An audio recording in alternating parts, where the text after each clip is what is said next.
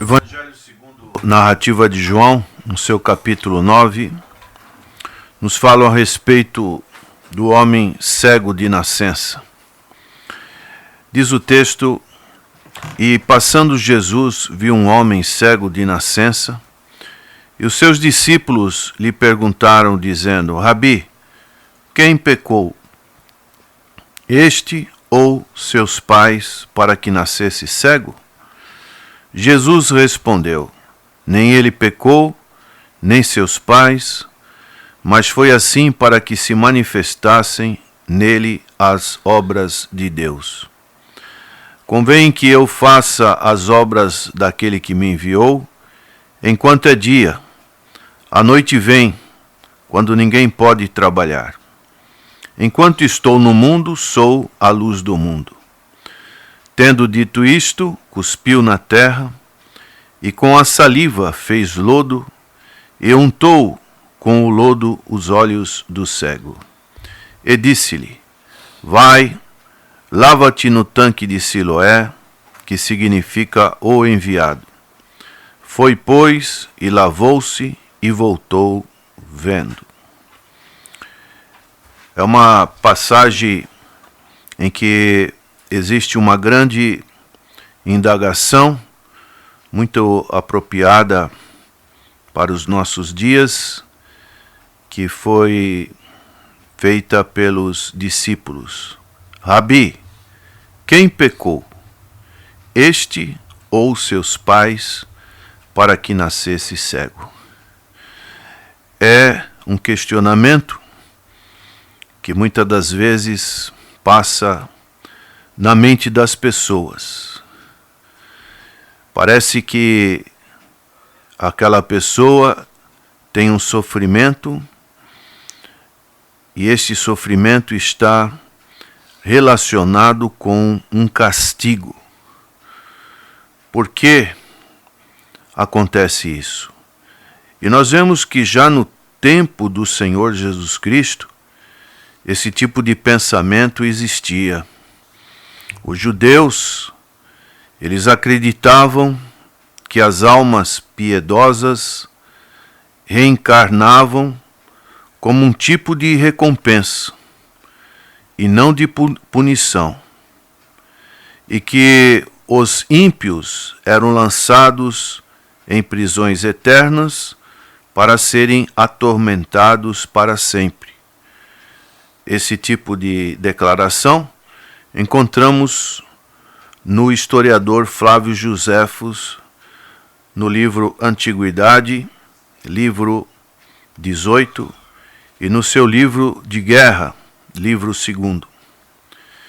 E algumas nações da Ásia e alguns judeus criam que as almas voltavam aos corpos como uma punição pelos pecados cometidos numa encarnação anterior.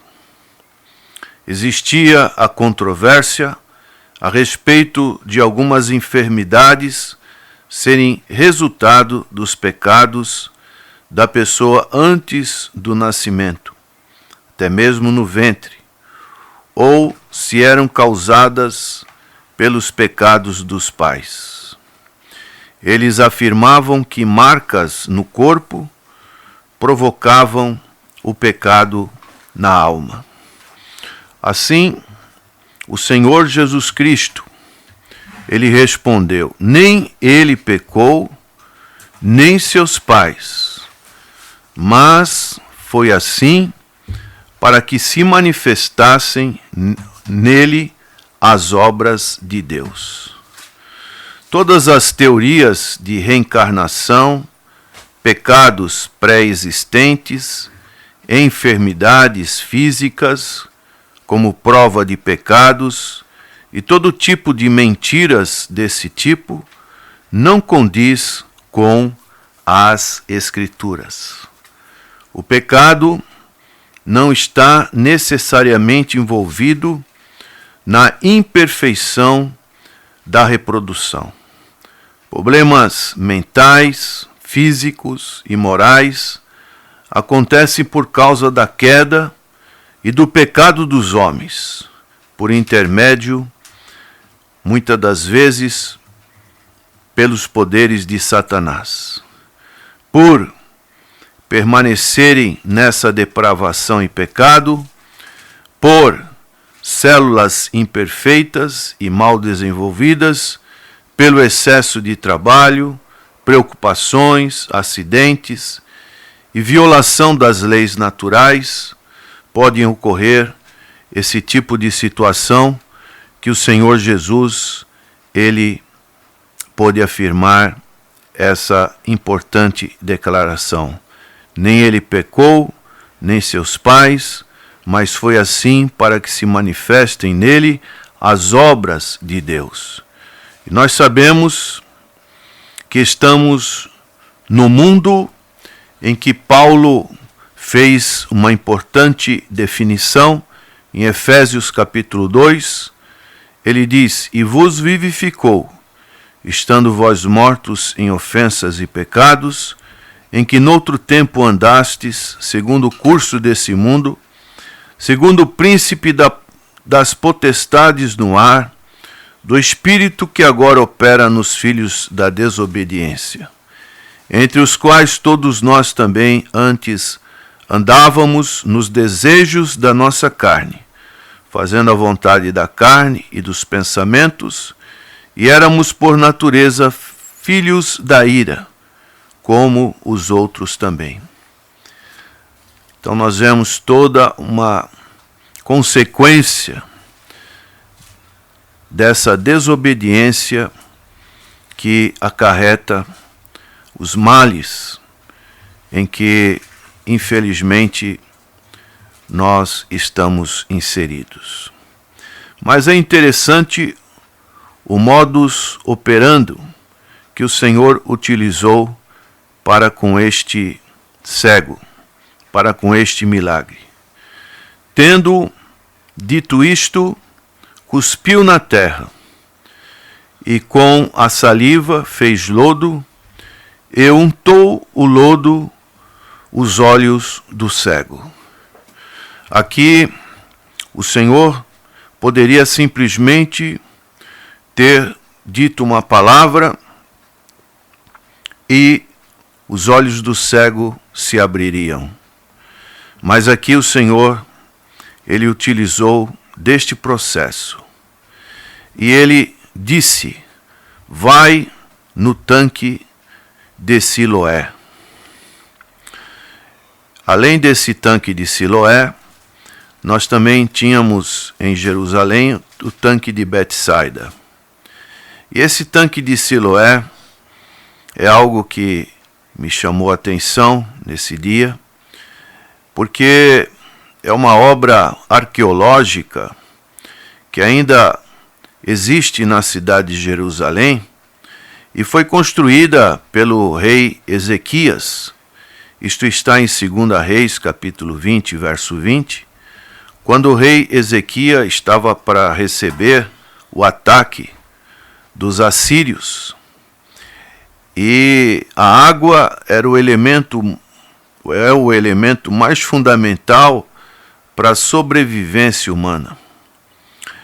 E esse rei construiu um túnel aonde a água vinha por debaixo da terra, sua nascente, e esse túnel ainda existe lá, tem mais ou menos mais de 500 metros.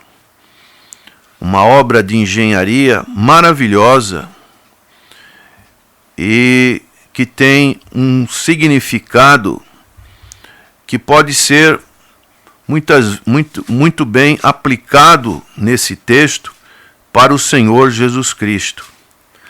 Porque Siloé significa enviado, significa conduzido. Então, mostra-nos que o Senhor Jesus estava enviando este cego a um lugar aonde ele seria curado. E isso tem uma aplicação espiritual, porque o Senhor Jesus Cristo é o enviado de Deus. João capítulo 3, verso 17 diz: porque Deus enviou o seu Filho ao mundo, não para que condenasse o mundo, mas para que o mundo fosse salvo por ele. Prezado ouvinte, olha que declaração maravilhosa que o Senhor Jesus, ele não veio para fazer juízo de você, mas ele veio para te salvar. Ele é o Salvador. Ele está com seus braços abertos. E diz ainda neste Evangelho de João, capítulo 3, verso 34, porque aquele que Deus enviou fala as palavras de Deus, pois não lhe dá Deus o Espírito por medida. Isto é, o que o Senhor Jesus tem com ele é um Espírito sem medida. E assim, o Senhor Jesus é este enviado por Deus. Não existe outro, a não ser o Senhor Jesus Cristo, que pode também, assim como o Senhor operou a cura deste cego de nascença, o Senhor pode operar e quer operar a abertura dos nossos olhos espirituais.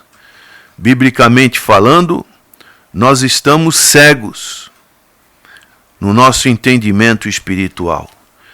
Mas, como o apóstolo Paulo fala, iluminados o vosso entendimento. O Espírito Santo ilumina o nosso entendimento. Por quê? Porque o Senhor Jesus é o enviado de Deus para abrir esses olhos do entendimento. Ainda em João capítulo 5, verso 36 diz: mas eu tenho maior testemunho do que o do João, porque as obras que o Pai me deu para realizar, as mesmas obras que eu faço, testificam de mim que o Pai me enviou. E o Pai que me enviou, ele mesmo testificou de mim. Vós nunca ouvistes a sua voz, nem vistes o seu parecer. Então, Jesus Cristo é este enviado por Deus para que realmente nós possamos enxergar as coisas espirituais. O Senhor Jesus Cristo ainda disse em João 6,57: assim como o Pai que vive e me enviou, eu vivo pelo Pai, assim quem de mim se alimenta, também viverá por mim. O Senhor Jesus reivindica que ele foi enviado do céu, e o Senhor reivindica que ele foi enviado pelo Pai. Então, este é o enviado de Deus, que neste dia ele quer abrir os seus olhos.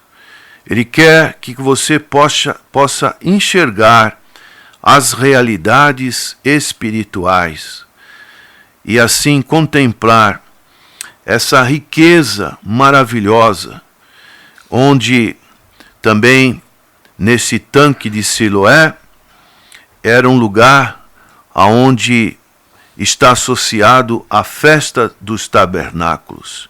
E a festa dos tabernáculos era um lugar de iluminação. E o Senhor Jesus Cristo, quando esteve nessa festa, ele pôde dizer em João capítulo 7, 37, e no último dia, o grande dia da festa, Jesus pôs-se em pé e clamou, dizendo: se alguém tem sede, venha a mim e beba. O Senhor é a luz, o Senhor é aquele que pode saciar a nossa sede espiritual e nos dá este conforto, essa direção, como disse o salmista: Lâmpada para os meus pés é a tua palavra e luz para os meus caminhos. Que Deus, através do Espírito Santo, possa, ao ouvir a sua palavra, possa também você se banhar no tanque do Senhor Jesus Cristo, que é o enviado, e assim você ser purificado dos seus pecados e a partir de então ter uma nova vida com Cristo Jesus. Que Deus te abençoe. Amém.